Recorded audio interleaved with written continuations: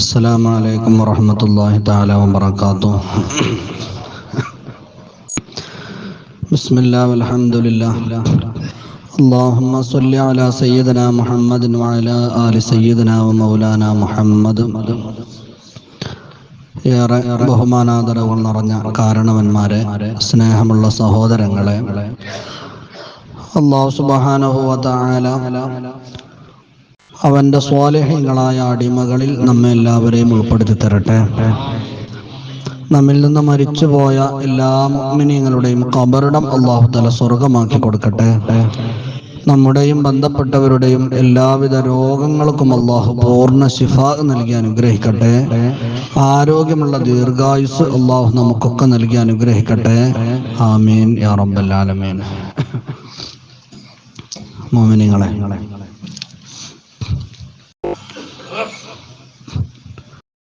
മഹാനായ അഷ്റഫുൽ വറ ത്വാഹ റസൂലുള്ളാഹി തങ്ങൾ ഒരിക്കൽ മദീന പള്ളിയിൽ ഇരിക്കുകയാണ്. ഒറ്റക്കിരിക്കണ സമയം. ആ സമയം മുഖറബുൽ അംലാക്ക് മലക്ക് ജിബ്രീൽ അലൈഹിസ്സലാം മദീന പള്ളിയിലേക്ക് വന്നു. പരിശുദ്ധ ഖുർആനിലെ സൂറത്തുൽ ഹിജ്റിലെ 42, 43, 44 ആയത്തുകൾ ഓതിക്കൊടുത്തു. എന്താണ് ആയത്തിൽ പറയുന്നത്? വ ഇന്ന ജഹന്നമ ലമൗഇദുഹും അജ്മഈൻ ലഹാ സബ്അതു അബ്വാബിൻ ലികുല്ലി ബാബിൻ മിൻഹും ജുസ്ഉം മഖ്സൂം എന്ന വളരെ പ്രധാനപ്പെട്ട ഖുർആനിലെ ഒരായത്ത് ഓതിക്കൊടുത്തു. ഈ ആയത്തിൽ പറയുന്നത് എന്താണെന്ന് അറിയുമോ? നബിയെ, നരകം എന്നുള്ളത് അടിമകൾക്ക് കണക്കാക്കപ്പെട്ട, കരാറ് ചെയ്യപ്പെട്ട ഒരു ഇടമാണ്. ഭീകരമായ നരകത്തിന് 7 വാതിലുകളുണ്ടെന്നും ഓരോ വാതിലിലൂടെയും നരകത്തിൽ പ്രവേശിക്കാൻ തെരഞ്ഞെടുക്കപ്പെട്ട ആളുകളുണ്ട് എന്ന പരിശുദ്ധ ഖുർആനിലെ നരകത്തെയും അതിന്റെ കവാടങ്ങളെയും ആ കവാടങ്ങളിലൂടെ നരകത്തിൽ പ്രവേശിക്കുന്ന ആളുകളെയും കുറിച്ച് ജിബ്രീൽ അലൈഹിസ്സലാം ഓതിക്കൊടുത്തു. അപ്പോൾ മുത്തനബി തങ്ങൾ പറഞ്ഞു, ജിബ്രീൽ, 7 കവാടങ്ങളുണ്ടെന്നും 7 കവാടത്തിലൂടെയും നരകത്തിൽ പ്രവേശിക്കാൻ പ്രത്യേകം ആളുകളുണ്ടെന്നും ഖുർആനിൽ നിങ്ങൾ എനിക്ക് ഓതി തന്നല്ലോ. എന്നാല് ഓരോ കവാടത്തിലൂടെയും നരകത്തിൽ പ്രവേശിക്കുന്ന ആളുകൾ ആരാന്ന് എനിക്കൊന്ന് പറഞ്ഞു തരുമോ എന്ന് ചോദിച്ചു.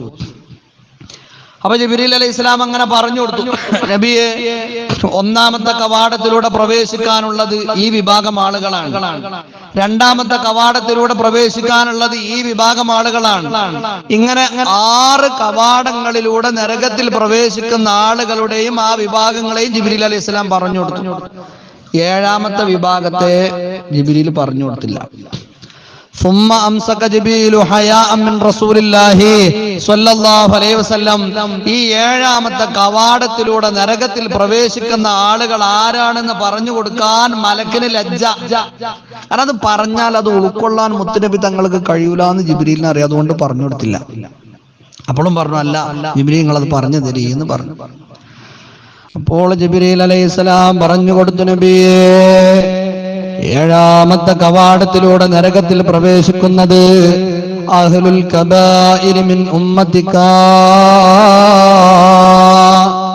നിങ്ങളുടെ ഉമ്മത്തിൽപ്പെട്ട ലാ ഇലാഹ ഇല്ലല്ലാഹ് പറഞ്ഞ മുഹമ്മദുർ റസൂലുള്ളാഹ് അംഗീകരിക്കുന്ന നിസ്കാരവും മറ്റു കാര്യങ്ങളും ഒക്കെ നിർവഹിക്കുന്ന ആളുകളുണ്ട്. എന്നാൽ അവരിൽ പാപങ്ങൾ ചെയ്ത ആളുകളുണ്ട്, വലിയ ദോഷങ്ങൾ ചെയ്തവരുണ്ട്. അവരാകട്ടെ തൗബ ചെയ്യാതെ മരണപ്പെട്ടവരാണ്. തൗബ ചെയ്യാതെ മരണപ്പെട്ട നിങ്ങളുടെ ഉമ്മത്തിൽപ്പെട്ട പാപികളായ ആളുകളാണ് 7ാമത്തെ കവാടത്തിലൂടെ നരകത്തിൽ പ്രവേശിക്കുക എന്ന് മലക്ക് പറഞ്ഞു കൊടുത്തപ്പോ മുത്തുനബി തങ്ങൾക്ക് അത് ഉൾക്കൊള്ളാനും സഹിക്കാനും കഴിയുന്നില്ല. തന്റെ ഉമ്മത്തിൽപ്പെട്ട ആളുകൾ നരകത്തിൽ പ്രവേശിക്കുമെന്ന വിവരം അതുവരെ മുത്തുനബി തങ്ങൾക്ക് നൽകപ്പെട്ടിട്ടില്ല. അള്ളാന്റെ റസൂലിനെ അംഗീകരിച്ച് ജീവിക്കുന്ന ആളുകള് അവര് പാപികളായാൽ നരകത്തിലെത്തും എന്നുള്ള വിവരം ആദ്യമായിട്ട് അള്ളാഹു നബി തങ്ങൾക്ക് പഠിപ്പിച്ചു കൊടുത്ത സമയമാണത്. അതിന്റെ മുമ്പ് നബി തങ്ങളുടെ ധാരണ എന്താന്ന് വെച്ചാൽ, എന്റെ ഉമ്മത്തിൽപ്പെട്ട എന്നെ അംഗീകരിക്കുന്ന ആളുകൾ ഒരിക്കലും നരകത്തിൽ കയറൂല എന്നാണ്. അഹ്ലുൽ കബായിരി മിൻ ഉമ്മത്തിക വമാതു വലം യതൂബു, നബിയെ, നിങ്ങളുടെ ഉമ്മത്തിൽപ്പെട്ട തെറ്റ് ചെയ്ത ആളുകൾ തൗബ ചെയ്യാതെ മരണപ്പെട്ടാൽ അവർ നരകത്തിലെത്തുമെന്ന് മാത്രമല്ല, ഈ നരകത്തിലെ 7ാമത്തെ വാതിൽ അവർക്ക് വേണ്ടി സംവിധാനിക്കപ്പെട്ടതാണ്. ആ കവാടത്തിലൂടെ അവരാണ് നരകത്തിലെത്തുക നബിയേ. ഇത് ജിബ്രീൽ അങ്ങോട്ട് പറഞ്ഞു കൊടുത്തപ്പോ അത് ഉൾക്കൊള്ളാൻ കഴിഞ്ഞില്ല. എന്തേ ആയതരങ്ങൾ? നബി തങ്ങൾ, റബ്ബേ, എന്റെ ഉമ്മത്തിൽപ്പെട്ട ആളുകൾ നരകത്തിൽ പ്രവേശിക്കുക. ബോധരഹിതരായി നിലത്ത് വീണു. മുത്തുനബി തങ്ങളുടെ ബോധം നഷ്ടപ്പെടുകയാണ്. ജിബ്രീൽ അലൈഹിസ്സലാം അവിടുത്തെ അടുത്തിരുന്നു. ശറഫാക്കപ്പെട്ട അവിടുത്തെ ശിരസ്സെടുത്ത് തന്റെ മടിയിലേക്ക് വെക്കുകയാണ്. നബി തങ്ങളെ ആശ്വസിപ്പിക്കുകയാണ്. ഒരല്പസമയം കഴിഞ്ഞപ്പോ അവിടുന്ന് കണ്ണു തുറന്നപ്പോ പറഞ്ഞല്ലോ, ജിബ്രീൽ, അളുമത്ത് മുസീബത്തി വസ്തദ്ദത്ത് ഹുസ്നി, എന്റെ ദുഃഖവും വിഷമവും എനിക്ക് സഹിക്കാൻ കഴിയുന്നില്ല. അവയദ്ഖുലു അഹദും മിൻ ഉമ്മത്തി അന്നാർ, എന്റെ ഉമ്മത്തിൽപ്പെട്ട ഒരാൾ നരകത്തിൽ കടക്കുമെന്നാണോ നിങ്ങൾ പറയുന്നത്? എനിക്കത് സഹിക്കാൻ കഴിയുന്നില്ല. ജിബ്രീൽ പറഞ്ഞു, നബിയെ, കടക്കും. തെറ്റ് ചെയ്തിട്ട് തൗബ ചെയ്യാതെ മരിച്ചോലാണെങ്കിൽ ഒരു നരകത്തിൽ കടക്കും. ഓൽക്കാണ് നരകത്തിലെ 7ാമത്തെ കവാടം എന്ന് പറഞ്ഞു. നബി തങ്ങൾ മദീന പള്ളിയിൽ നിന്ന് ഇറങ്ങി വീട്ടിലേക്ക് ഓടി. പിന്നെ വീട്ടില് തന്റെ റൂമിൽ കരഞ്ഞിരിക്കുകയാണ്. എന്താ കാരണം നിങ്ങൾ? അവിടുത്തെ ഉമ്മത്തിൽപ്പെട്ട നമ്മളെ പോലത്തെ ആളുകള് തെറ്റ് ചെയ്തിട്ട് തൗബ ചെയ്യാതെ മരിച്ചാൽ നമ്മൾ നരകത്ത് കടക്കുന്ന അറിഞ്ഞതുകൊണ്ട് അള്ളാഹുവിന്റെ റസൂൽ പിന്നെ കരയാൻ തുടങ്ങി. എത്ര ദിവസം വാതിലടച്ച് വീട്ടിലിരുന്നു എന്നറിയോ? 3 ദിവസം ഒരൊറ്റ മനുഷ്യനോട് സംസാരിച്ചില്ല. ബാങ്ക് കൊടുത്ത് ബിലാൽ റളിയല്ലാഹു അൻഹു ഇഖാമത്ത് കൊടുക്കുമ്പോ ആ വാതിൽ തുറന്ന് പള്ളിയിൽ വന്ന് മിഹ്റാബിൽ വന്ന് ഇമാമായി നിസ്കരിക്കും. നിസ്കാരം കഴിഞ്ഞ് നേരെ വീട്ടിന്റെ ഉള്ളിലേക്ക് കയറും. ഒരു സ്വഹാബിയോടും സംസാരിക്കണില്ല. മുഖത്ത് യാതൊരു സന്തോഷമില്ല. സ്വഹാബത്തിന് അറിയില്ല എന്താണ് പറ്റിയതെന്ന് അറിയില്ല. ആരും പരിഗണിക്കണില്ല. വലിയ വിഷമം, കരച്ചിൽ തന്നെ. നബി തങ്ങൾ ഇങ്ങനെ കരഞ്ഞുകൊണ്ടിരുന്നപ്പോ സിദ്ദീഖുൽ അക്ബർ തങ്ങള് മുത്തുനബി തങ്ങളുടെ വീടിന്റെ മുമ്പിൽ വന്നിട്ട് പറഞ്ഞു, അസ്സലാമു അലൈക്കും യാ അഹ്ല ബൈത്ത് റസൂലില്ലാഹ് ഹൽ ഇലാ റസൂലില്ലാഹി മിൻ സബീൽ. ആ കുടുംബത്തോട് സലാം പറഞ്ഞിട്ട് മുത്തുനബി തങ്ങളോടൊന്ന് സംസാരിക്കാൻ വല്ല മാർഗവുമുണ്ടോ സമ്മതം തേടുകയാണ്. സിദ്ദീഖുൽ അക്ബർ തങ്ങൾക്ക് പോലും അനുമതി നൽകപ്പെട്ടില്ല. തന്റെ പ്രിയപ്പെട്ട കൂട്ടുകാരനോട് പോലും അവിടുന്ന് സംസാരിക്കുന്നില്ല. പിന്നെ ഉമർ ഇബ്നുൽ ഖത്താബ് തങ്ങൾ ഒന്ന് സമ്മതം ചോദിച്ചു, അനുമതി നൽകുന്നില്ല. അവസാനം സ്വഹാബത്തിന് പേടിയായി. 3 ദിവസം വീടിന്റെ ഉള്ളിൽ ഒരേ ഇരിപ്പാണ്, ഒരേ കരച്ചിലാണ്. എന്ത് പറ്റിയതെന്ന് അറിയാതെ വന്നപ്പോ സൽമാനുൽ ഫാരിസ് തങ്ങൾ നേരെ ഫാത്തിമ ബീവിയുടെ വീട്ടിലേക്ക് ചെല്ലുകയാണ്. ഫാത്തിമ ബീവിയോട് വിവരം പറയുകയാണ്. ഉപ്പയുടെ വിവരം അറിഞ്ഞ ഉടനെ ഫാത്തിമ ബീവി വീട്ടിലേക്ക് ഓടി വരികയാണ്. വന്നപ്പോൾ ഉപ്പയെ കാണുന്നത് കരഞ്ഞ് കരഞ്ഞ് തളർന്നിരിക്കുന്ന ഉപ്പയാണ്. തന്റെ ഉപ്പയെ അണഞ്ഞു പിടിച്ചിട്ടാ മഹദി ചോദിച്ചു, പ്രിയപ്പെട്ട ഉപ്പ, നിങ്ങൾക്ക് എന്ത് പറ്റിയതാണ്? എന്തിനാണ് ഇങ്ങനെ കരഞ്ഞിരിക്കുന്നത് ഉപ്പ? അപ്പോഴാണ് അവിടുന്ന് പറഞ്ഞത്, ഫാത്തിമ, 3 ദിവസം മുമ്പ് ജിബ്രീൽ അലൈഹിസ്സലാം എൻ്റെ അടുക്കൽ വന്നിരുന്നു. സൂറത്തുൽ ഹിജ്റിലെ ചില ആയത്തുകൾ എനിക്ക് ഓതി തന്നു. എന്നിട്ട് ആ ആയത്ത് അങ്ങോട്ട് ഓതി കൊടുത്തു. എന്നിട്ട് എന്നോട് പറഞ്ഞു, എന്നോട് ജിബ്രീൽ അലൈഹിസ്സലാം പറഞ്ഞു, നബിയെ, നരകത്തിന് 7 കവാടങ്ങളുണ്ട് എന്ന് അള്ളാഹു പറഞ്ഞപ്പോ ആ 7 കവാടത്തിലൂടെ നരകത്തിൽ പ്രവേശിക്കുന്ന ആളുകളെ ഞാൻ കുറിച്ച് ചോദിച്ചപ്പോ എന്നോട് പറഞ്ഞത് 7ാമത്തെ കവാടത്തിലൂടെ നരകത്തിൽ പ്രവേശിക്കുന്നത് എന്റെ ഉമ്മത്തിൽപ്പെട്ട പാപികളായ ആളുകളാണെന്ന് അറിഞ്ഞപ്പോ എനിക്കത് സഹിക്കാൻ കഴിയുന്നില്ല ഫാത്തിമ. എന്റെ ഉമ്മത്തിൽപ്പെട്ട ആളുകൾ നരകത്തിൽ വരുമെന്ന പ്രതീക്ഷയെ എനിക്കുണ്ടായിരുന്നില്ല. അവർ തെറ്റ് ചെയ്ത് തൗബ ചെയ്യാതെ മരിച്ചാൽ ഓല് നരകത്തിലെത്തുന്ന അറിഞ്ഞപ്പോ അത് സഹിക്കാൻ പറ്റാത്ത വിഷമത്താലാണ് ഞാൻ കരയുന്നത് എന്ന് അഷ്റഫുൽ വറാ ത്വാഹ റസൂലുള്ളാഹി. എന്റെ മോമിനികളെ, ഞാനിത് എന്തിനാ പറഞ്ഞെന്നറിയങ്ങള്? അള്ളാഹുവിന്റെ റസൂല് ആരാണെന്നാണ്, ആ മുത്ത ഹബീബ് നമ്മളുമായിട്ടുള്ള ബന്ധം എത്രയാണെന്നുള്ളതും അവിടുന്ന് നമ്മളെ എത്രത്തോളം സ്നേഹിച്ചിരുന്നു എന്നും മനസ്സിലാക്കാൻ വേണ്ടി പറഞ്ഞതാണ്. ഇത് അവിടുത്തെ ഉമ്മത്തായ നമ്മൾ തിരിച്ചറിയണം അവിടുന്ന് നമ്മളെ സ്നേഹിച്ചത്. അത് നമ്മൾ തിരിച്ചറിഞ്ഞിട്ടില്ലെങ്കിൽ ഒരു സംശയവും വേണ്ട, നമ്മളെ നാളെ ആഖിറത്തിൽ പരാജയപ്പെടും.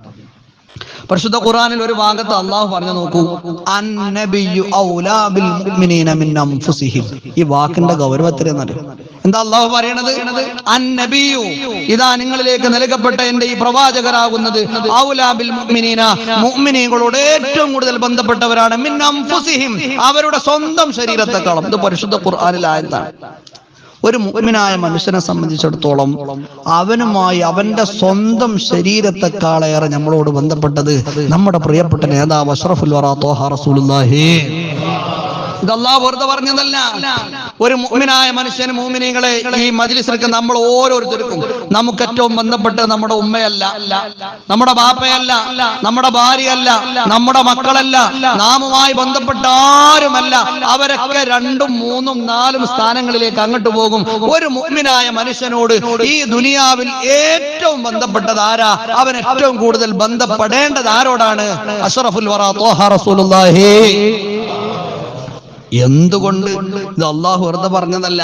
അതിനൊരു ഉദാഹരണമാണ് ഞാൻ നേരത്തെ നിങ്ങളോട് പറഞ്ഞത്. എന്തുകൊണ്ടെന്ന് നിങ്ങൾ, നമ്മുടെ ഉമ്മ നമ്മളെ സ്നേഹിച്ചതിലേറെ, നമ്മുടെ ബാപ്പ നമ്മളെ സ്നേഹിച്ചതിലേറെ, ഒരു ഭാര്യയും ഭർത്താവും പരസ്പരം സ്നേഹിച്ചതിലേറെ, നമ്മുടെ മക്കളെ നമ്മൾ സ്നേഹിക്കുന്നതിലേറെ, ഒരു മനുഷ്യന് ഈ ഭൂമിയിൽ മറ്റൊരു മനുഷ്യന് കൊടുക്കാൻ കഴിയുന്നതിലേറെ ഏറ്റവും വലിയ സ്നേഹവും കാരുണ്യവും പരിഗണനയും അള്ളാഹുവിന്റെ റസൂലാണ് നമുക്ക് തന്നിട്ടുള്ളത്. നമ്മളെ അമ്മാക്ക് മുത്തുനബി തങ്ങളെ നമ്മളെ സ്നേഹിച്ച അത്ര സ്നേഹിക്കാൻ കഴിയൂല, നമ്മളെ ബാപ്പാക്ക് കഴിയൂല, നമ്മളെ മക്കൾക്ക് കഴിയൂല. കാരണം അവർ നമുക്ക് തരുന്ന സ്നേഹത്തിനും പരിഗണനക്കും ഒരു പരിധിയുണ്ട്. മുത്തുനബി തങ്ങൾ തന്നിന് പരിധിയില്ല. അതുകൊണ്ടല്ലേ നമ്മൾ മൗലൂദിൽ പറയണത്, അൻത ഉമ്മുൻ അം അബൂ മാ റഅയ്നാ ഫീഹിമാ മിസ്ല ഹുസ്നിക ഖത്തു യാ സയ്യിദി ഖൈറൻ നബി. നബിയെ, നിങ്ങൾ ഞങ്ങളുടെ ഉമ്മയാണ്, അതല്ല ബാപ്പയാണ്, അതല്ല നിങ്ങൾ അവരുടെ 2 പേരുടെയും മുകളിലാണ്. കാരണം നിങ്ങൾ ഞങ്ങളോട് കാണിച്ച സ്നേഹം താല്പര്യവും ഞങ്ങളുടെ ഉമ്മയിലും ബാപ്പയിലും നിങ്ങൾ കണ്ടിട്ടില്ല.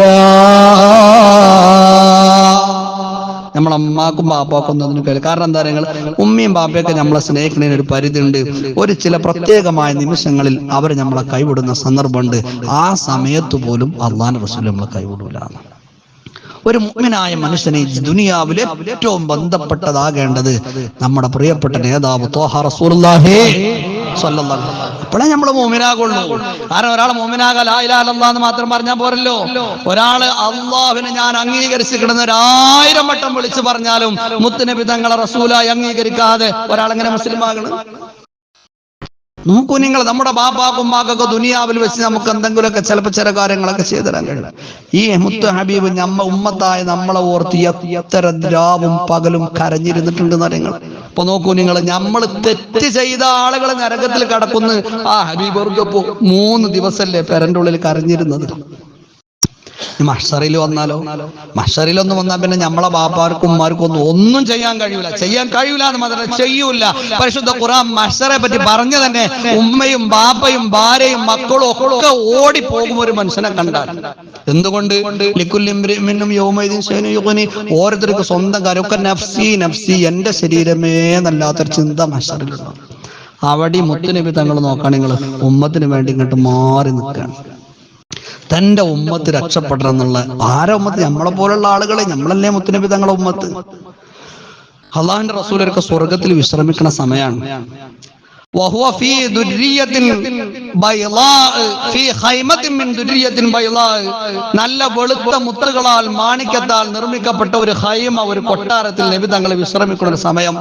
ലഹാ 4000 ബാബ്, 4000 പ്രവേശന കവാടങ്ങളുള്ള ഒരു കൊട്ടാരാണത് സ്വർഗത്തിൽ. അതിന്റെ വലിപ്പം നിങ്ങൾ എന്ത് നോക്കണം. ഒരു കൊട്ടാരത്തിലേക്കുള്ള പ്രവേശന കവാടങ്ങൾ 4000. അപ്പൊ എത്രയേക്കാർ ആ കൊട്ടാരത്തിന്റെ സൗകര്യം. ആ കൊട്ടാരത്തിലാണ് നബി സല്ലല്ലാഹു അലൈഹി വസല്ലം തങ്ങൾ ഇരിക്കുന്നത്. അപ്പൊ ജിബ്രീൽ അലൈഹിസ്സലാം സ്വർഗത്തിലൊന്ന് വരും. എന്നിട്ട് പറയും, നബിയേ, നരകത്തിന്റെ കാവൽക്കാരനായ മാലിക് അലൈഹിസ്സലാമിനെ ഞാൻ കണ്ടിരുന്നു. നിങ്ങളുടെ ഉമ്മത്തിൽപ്പെട്ട ചില ആളുകൾ ഇപ്പോഴും നരകത്തിൽ അവശേഷിക്കുന്നുണ്ടെന്ന് എന്നോട് മാലിക് അലൈഹിസ്സലാം പറഞ്ഞിരിക്കുകയാണ്. ഈ വർത്തമാനം മുത്തുനബി തങ്ങൾ അങ്ങ് കേൾക്കുമ്പോ സുബ്ഹാനല്ലാഹ്, ആ 4000 പ്രവേശന കവാടമുള്ള കൊട്ടാരത്തിൽ നിന്ന് അവിടുന്ന് പുറത്തേക്ക് ഇറങ്ങുകയാണ്. നേരെ അർശിന്റെ താഴ്ഭാഗത്തേക്ക് വരികയാണ്. അള്ളാന്റെ മുമ്പിൽ സുജൂദിൽ വീഴുകയാണ്. അങ്ങനെ പൊട്ടി പൊട്ടി കരയുകയാണ്. അവസാനം അള്ളാഹ് പറയും, നബിയേ നിങ്ങളൊന്ന് തല ഉയർത്തൂ നബിയേ, എന്താണ് നിങ്ങളുടെ ആവശ്യമെന്ന് പറഞ്ഞു തരണേ. അപ്പോൾ അവിടുന്ന് കരഞ്ഞുകൊണ്ട് പറയുന്നുണ്ട്, അള്ളാഹുവേ, എന്റെ ഉമ്മത്തിൽപ്പെട്ട ചില ആളുകൾ ഇപ്പോഴും നരകത്തിലുണ്ടെന്ന വിവരം ഞാൻ അറിഞ്ഞിരിക്കുകയാണ്. എനിക്കെന്റെ സ്വർഗത്തിലെ കൊട്ടാരം വേണ്ട അല്ലാ. എന്റെ ഉമ്മത്തിന്റെ കാര്യത്തിൽ ഒരു തീരുമാനം എനിക്ക് ലഭിക്കാതെ ഇനി ആ കൊട്ടാരം ഞാൻ ഉപയോഗപ്പെടുത്തുകയില്ല. അർശിന്റെ താഴെ നിന്ന് മുത്ത് ഹബീബ് ശഫാഅത്ത് ചെയ്യുമ്പോ അല്ലാഹു തആല പറയുന്ന വർത്തമാനം ഇതാണ്, ഇദ്ഹബ് ഇലന്നാർ, നബിയെ നിങ്ങളൊന്ന് നരകത്തിലേക്ക് പോകണേ. എന്നിട്ട് അവിടെയുള്ള ആളുകളെ ഒന്ന് തെരഞ്ഞു നോക്കണേ. നിങ്ങളുടെ ഉമ്മത്തിൽപ്പെട്ട ആര് നിങ്ങളെ കണ്ടെത്തിയാലും ഫഅഖ്രിജ് മൻ ഖാല ലാ ഇലാഹ ഇല്ലല്ലാഹ്, ഷഹാദത്ത് പറഞ്ഞ മുഅ്മിനീങ്ങളെ നിങ്ങൾക്ക് കിട്ടിയാൽ അവർ നിങ്ങളെ നരകത്തിൽ നിന്ന് പുറത്തു കൊണ്ടുവരണേ നബിയേ. ഓർഡർ കിട്ടും. തങ്ങൾ പറയുന്നിട്ട് ഞാൻ നരകത്തിൽ പോകുന്നു മാത്രല്ല, എന്റെ ഉമ്മത്തിൽപ്പെട്ട അവസാനത്തെ ആളെയും നരകത്തിൽ നിന്ന് കൊണ്ടുവന്ന് സ്വർഗത്തിൽ എത്തിച്ചിട്ടേ ഞാൻ എന്റെ ആ കൊട്ടാരത്തിലേക്ക് പിന്നീട് കയറുള്ളൂ എന്ന് ഈ ലോകത്തിന്റെ നേതാവ് മുഹമ്മദ് മുസ്തഫ. നിങ്ങൾ പറയും, നമുക്ക് നമ്മളെ ബാപ്പാനോടാണോ ഏറ്റവും വലിയ കടമ, ഈ ഹബീബിനോടാണോ? ഈ ഭൂമിയിലെ ഏത് മനുഷ്യന്റെ പേര് നമ്മൾ പറഞ്ഞാലും, ആരെ പേര് പറഞ്ഞാലും, ഈ ഹബീബിനോടുള്ള സ്ഥാനത്തിന്റെയും ബന്ധത്തിന്റെയും ഒരുപാട് താഴെയാണ് അവരുടെ ബന്ധമൊക്കെ. അതുകൊണ്ടാണ് അള്ളാഹു ഖുർആനിൽ പറഞ്ഞത്, അന്നബിയ്യു ഔലാ ബിൽ മുഅ്മിനീന മിൻ അൻഫുസിഹിം. ഓരോ മുഅ്മിനായ മനുഷ്യനെ പരിഗണിച്ചാലും അവരുടെ സ്വന്തം ശരീരത്തെക്കാളേറെ അവരോട് ബന്ധപ്പെട്ടത് അവരുടെ പ്രവാചകനും നബിയുമായിരിക്കണം. അതാണ് യഥാർത്ഥ മുഅ്മിനീന. അങ്ങനെ നബി തങ്ങളോട് ബന്ധപ്പെടണം, അവിടുത്തെ സ്നേഹിക്കണം. അള്ളാഹു നമുക്ക് തൗഫീഖ് തരട്ടെ. അള്ളാഹു നമുക്ക് തൗഫീഖ് തരട്ടെ. മുഅ്മിനീങ്ങളെ, നമ്മളൊക്കെ വലിയ സന്തോഷത്തിലാണ്. ആ മുത്ത് ഹബീബിന്റെ ജന്മദിനം ഇതാ വിളിച്ചറിയിക്കുന്ന ശറഫാക്കപ്പെട്ട റബീഉൽ അവ്വൽ മാസത്തിന്റെ തൊട്ട് ചാരയാണ് നമ്മൾ നിൽക്കുന്നത്. ഈ വരുന്ന ബുധനാഴ്ച സഫർ 29 ബുധനാഴ്ച മഗ്‌രിബിന്റെ ശേഷം മാസപ്പിറവി കണ്ടാൽ അടുത്ത വ്യാഴാഴ്ച റബീഉൽ അവ്വൽ 1 അല്ല, സഫർ 30 പൂർത്തിയാകണമെങ്കിൽ അടുത്ത വ്യാഴാഴ്ച സഫർ 30 അടുത്ത വ്യാഴാഴ്ച മഗ്‌രിബോട് കൂടി നമ്മൾ റബീഉൽ അവ്വലിലേക്ക് കടന്ന് അടുത്ത വെള്ളിയാഴ്ച റബീഉൽ അവ്വൽ 1 ആകുകയാണ്. അപ്പൊ ഒന്നെങ്കിൽ അടുത്ത വ്യാഴാഴ്ച 1 അല്ലെങ്കിൽ വെള്ളിയാഴ്ച 1. അള്ളാഹു നമ്മൾ ആരോഗ്യത്തോടെ റബീഉൽ അവ്വലിലേക്ക് എത്തിച്ചേരട്ടെ. അള്ളാഹു നമുക്ക് ആരോഗ്യമുള്ള ദീർഘായുസ് തരട്ടെ. ലോകത്തിന്റെ നാനാ ഭാഗത്തുള്ള ഈമാനുള്ളവർ മുഴുവനും സന്തോഷിക്കുന്ന സമയമാണ് റബീഉൽ അവ്വൽ. കാരണം ഈ പ്രപഞ്ചം സൃഷ്ടിക്കാൻ കാരണക്കാരനായ നമ്മളെ ഇത്രയേറെ സ്നേഹിച്ച നമ്മുടെ പ്രിയപ്പെട്ട ഹബീബിന്റെ ജന്മം നടന്ന ആ മഹത്തായ മാസമാണ് റബീഉൽ അവ്വൽ എന്ന് പറയുന്നത്. സമ്പത്ത് കൊണ്ടും ശരീരം കൊണ്ടും മനസ്സുകൊണ്ടും ഒക്കെ ഈമാനുള്ള നമ്മളെല്ലാവരും അതിനെ സ്നേഹിക്കാനും സ്വീകരിക്കാനും കാത്തിരിക്കുകയാണ്, ആവേശത്തോടെ ഒരുങ്ങി നിൽക്കുകയാണ്.